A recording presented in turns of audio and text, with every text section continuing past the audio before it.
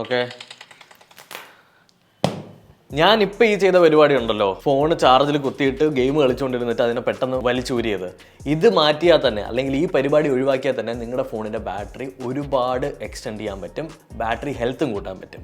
ഇത് മാത്രമല്ല, ഇഷ്ടം പോലെ വഴികളുണ്ട്, ഓരോന്നായിട്ട് നോക്കാം. നമ്മളെല്ലാ പേരും ഫോൺ ചാർജ് ചെയ്യാറുണ്ടല്ലേ. ചാർജ് ചെയ്യുന്ന സമയത്ത് ഫോൺ ഓഫാക്കി വെക്കുക എന്നുള്ളത് ഏറ്റവും ബെസ്റ്റ് ആയിട്ടുള്ള കാര്യമാണ്.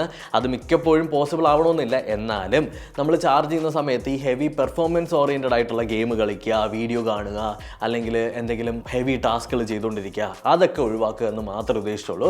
നിങ്ങൾക്ക് ചിലപ്പോൾ ബ്രൗസ് ചെയ്യുന്നതുകൊണ്ട് പ്രശ്നമില്ല, അതുപോലെ തന്നെ ചാറ്റ് ചെയ്യുന്നതുകൊണ്ട് പ്രശ്നമില്ല, എന്നാൽ വീഡിയോ എഡിറ്റ് ചെയ്യുക, ഇതേപോലുള്ള പരിപാടികളൊക്കെ മാക്സിമം ഒഴിവാക്കി കഴിഞ്ഞാൽ നിങ്ങളുടെ ബാറ്ററി ഹെൽത്ത് ഒരുപാട് നിങ്ങൾക്ക് കൂട്ടാനായിട്ട് പറ്റും. കാര്യം, നിങ്ങളിപ്പോൾ ഒരു ഫോൺ വാങ്ങുന്ന സമയത്ത് അതിൻ്റെ ബാറ്ററി ഒരു വർഷത്തിനകത്ത് റീപ്ലേസ് ചെയ്യേണ്ടി വന്നു കഴിഞ്ഞാൽ മൊത്തത്തിൽ പ്രശ്നമാണ്. അടുത്തത് ഭയങ്കര ഇൻട്രസ്റ്റിംഗ് ആണ്. നമുക്ക് എല്ലാവർക്കും ഒരു ഫ്രണ്ട് കാണും, എപ്പോഴും ഫോൺ 100% ചാർജ് ഒരാക്കിക്കൊണ്ട് നടക്കുന്ന ഒരാൾ. എന്നാൽ ആ ഫ്രണ്ടിനോട് നിങ്ങൾ ഇനി പറയണം അങ്ങനെ ചെയ്യരുതെന്ന്. പഠനങ്ങൾ പറയുന്നത് എന്താണെന്ന് വെച്ചാൽ, ഫോണിൻ്റെ ബാറ്ററി എപ്പോഴും ഒരു 80 മുതൽ 90% ആവുന്ന സമയത്ത് നിർത്തുന്നതാണ് നല്ലത്. ഫുൾ ചാർജ് ആക്കാതെ, അതായത് 100% ആക്കാതെ ഒരു 80-90 നിർത്തി കഴിഞ്ഞാൽ കുറച്ചുകൂടി ബാറ്ററി ഹെൽത്ത്, അതായത് ലോങ് റണ്ണിൽ നല്ലതുപോലെ യൂസ്ഫുൾ ആകും. ഇതിനകത്ത് ആഡ് ഓൺ ചെയ്യാനായിട്ടൊരു കാര്യം കൂടിയുണ്ട്. നിങ്ങളിപ്പോൾ നിങ്ങളുടെ ഫോണിന് ഒരു 30% ചാർജ് ഉണ്ടെങ്കിൽ അതിനെ ഒരു 55% വരെയൊക്കെ ആക്കുക, അതായത് ഇടയ്ക്കിടയ്ക്ക് ടോപ്പ് ചെയ്തുകൊണ്ടിരിക്കുക. ഇങ്ങനെ ചെയ്തു കഴിഞ്ഞാൽ നിങ്ങളുടെ ബാറ്ററി ഹെൽത്ത് നല്ല രീതിക്ക് ഇമ്പ്രൂവ് ആകുമെന്ന് പറയുന്നുണ്ട്. ഇപ്പോൾ ഇറങ്ങുന്ന സ്മാർട്ട് ഫോൺസിൻ്റെ എല്ലാം ഫാസ്റ്റ് ചാർജിങ് സപ്പോർട്ട് ചെയ്യുന്നുണ്ട്. 150 വാട്ട്സ്, 200 വാട്ട്സ്, അങ്ങനെ. എന്നാൽ ഈ ഫാസ്റ്റ് ചാർജിങ് ടെക്നോളജി നിങ്ങളുടെ ബാറ്ററി ഹെൽത്തിനെ, അതായത് ബാറ്ററിയുടെ ഹെൽത്തിനെ ഭയങ്കരമായിട്ട് മോശമായിക്കൊണ്ടിരിക്കുക. കാര്യം എന്താണെന്ന് വെച്ചാൽ, എത്ര വാട്ട്സിൻ്റെ ഫാസ്റ്റ് ചാർജിങ് ആണോ നിങ്ങൾ യൂസ് ചെയ്യുന്നത് അതിനനുസരിച്ച് നിങ്ങളുടെ ഫോണിൻ്റെ അകത്തേക്ക് കറണ്ടും വോൾട്ടേജും കൂടുതൽ കയറിക്കൊണ്ടിരിക്കുകയാണ്. യെസ്, ആ ഒരു ഫോൺ സപ്പോർട്ട് ചെയ്യും എന്നുള്ളത് നമുക്ക് എല്ലാവർക്കും അറിയാം. ഒരു ഷോർട്ട് ടേം, അതായത് ഒരു 5 മിനിറ്റ് ചാർജ് ചെയ്തിട്ട് എടുക്കാനൊക്കെ ഫാസ്റ്റ് ചാർജിങ് ടെക്നോളജി ഭയങ്കര അടിപൊളിയാണ്. അങ്ങനെയാണ് ഫാസ്റ്റ് ചാർജിങ് ടെക്നോളജി യൂസ് ചെയ്യേണ്ടത്. അല്ലാതെ ഒരു ഫുൾ ചാർജിങ് സൈക്കിൾ ഒരിക്കലും കംപ്ലീറ്റ് ചെയ്യരുത്. അതായത് 20 മുതൽ 100 വരെ, അല്ലെങ്കിൽ 0% മുതൽ 100 വരെ ഒരിക്കലും ഫാസ്റ്റ് ചാർജർ യൂസ് ചെയ്തിട്ട് നിങ്ങൾ ചാർജ് ചെയ്യരുത്. ഇതിനെതിരാളി എന്താണെന്ന് വെച്ച് കഴിഞ്ഞാൽ, ഒന്നാമത്തെ കാര്യം, ഇതിൻ്റെ അകത്ത് നല്ല രീതിക്ക് ഹീറ്റ് ജനറേറ്റ് ആവും. കാര്യം, ഒരുപാട് കറണ്ട് ഇതിനകത്തേക്ക് ഡെലിവർ ആവുന്നുണ്ട്, അതിനനുസരിച്ച് ഹീറ്റിംഗ് കൂടിക്കൊണ്ടിരിക്കും. അപ്പോൾ ബാറ്ററിയുടെ ഹെൽത്ത് ഭയങ്കരമായിട്ട് മോശമാവും. ഈ ബാറ്ററി ഹെൽത്ത് എന്ന് ഞാൻ പറയുന്നത് എന്താണെന്നറിയാമോ? ചിലപ്പോൾ ഒരു മാസം നിങ്ങൾ ഫോൺ ഉപയോഗിച്ച് കഴിഞ്ഞിട്ട് 2ാമത്തെ മാസം തൊട്ട് നിങ്ങളുടെ ഫോണ് ബാക്കപ്പ് ഇല്ലാതെയാവും. അതായത് ഒരു 2 മണിക്കൂറൊക്കെ നിൽക്കുള്ളൂ, 3 മണിക്കൂറൊക്കെ നിൽക്കുള്ളൂ, അങ്ങനെ ഒരു സെറ്റപ്പ് ആവും. അപ്പോൾ അത് വരാതിരിക്കാനായിട്ട് നിങ്ങൾ യൂസ് ചെയ്യുന്ന രീതി, അല്ലെങ്കിൽ ചാർജ് ചെയ്യുന്ന രീതി എപ്പോഴും ശ്രദ്ധിക്കുക.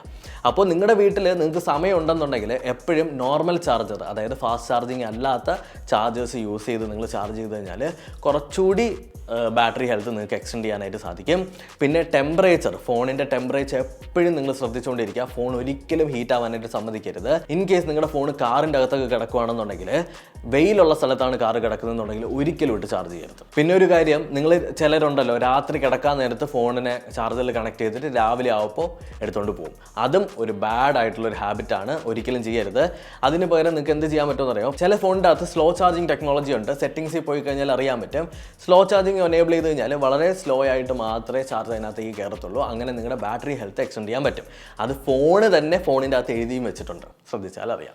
ഗൂഗിൾ മാപ്പും ലൊക്കേഷനും കാര്യങ്ങളൊക്കെ ഭയങ്കര അടിപൊളി തന്നെയാണ്. കഴിഞ്ഞ ദിവസം നമ്മുടെ ഇവിടുത്തെ ഡെലിവറി ബോയിനെ, അല്ലെങ്കിൽ ഡെലിവറി ചെയ്യാൻ വന്ന ആളെ അതൊരു കാട്ടിനകത്ത് ഗൂഗിൾ അമ്മച്ച് കൊണ്ട് കയറ്റിയായിരുന്നു.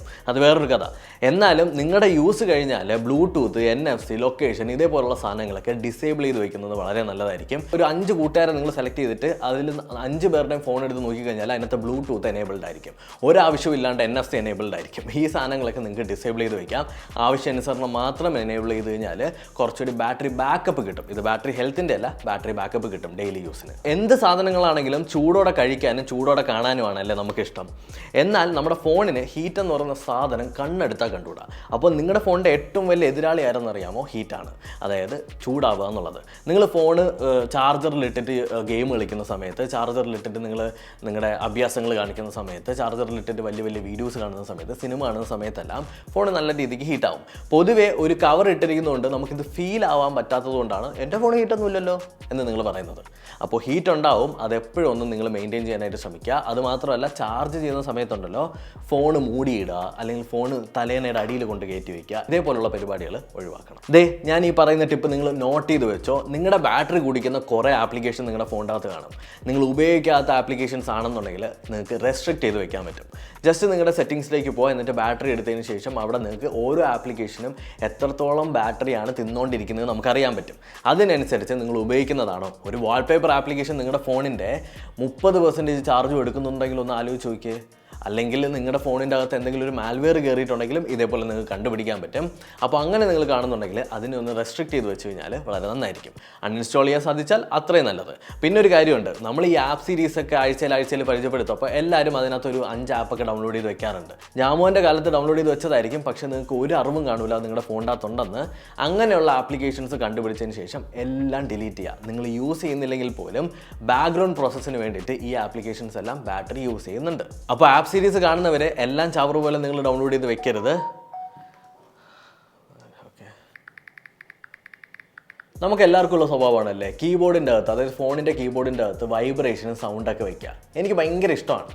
എന്നാൽ ഈ പരിപാടി ഒഴിവാക്കിയാലും ഈ 2 സാധനങ്ങൾ, വൈബ്രേഷനും അതായത് ഹാപ്റ്റിക് ഫീഡ്ബാക്കും നമ്മുടെ സൗണ്ട് ഓഫാക്കി വെച്ച് കഴിഞ്ഞാൽ നല്ലപോലെ ബാറ്ററി മെയിൻറ്റെയിൻ ചെയ്യാൻ പറ്റും. ആൻഡ് എൻ്റെ S23 അൾട്രയിൽ ഞാനിത് പരീക്ഷിച്ച് നോക്കി വർക്കായ കാര്യമാണ്. അപ്പോൾ ട്രൈ ചെയ്ത് നോക്കുക. അപ്പോൾ നിങ്ങളുടെ ഫോണിൻ്റെ ബാറ്ററി ബാക്കപ്പും ബാറ്ററി ഹെൽത്തും എങ്ങനെയൊക്കെ ഇമ്പ്രൂവ് ചെയ്യുക എന്നുള്ളത് ഞാനൊരു വീഡിയോ ആയിട്ട് പറഞ്ഞു തന്നിട്ടുണ്ട്. ഇത് ഇഷ്ടപ്പെട്ടോ ഇഷ്ടപ്പെട്ടില്ല എന്നുള്ളത് കമൻറ്റ് സെക്ഷനിൽ കമൻറ്റ് ചെയ്യാം. ഈ ചാനൽ ഇഷ്ടപ്പെട്ടിട്ടുണ്ടെങ്കിൽ നിങ്ങൾക്ക് സബ്സ്ക്രൈബും ചെയ്യാം.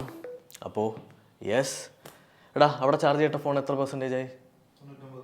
നന്നായി, 100 ആവട്ടെ.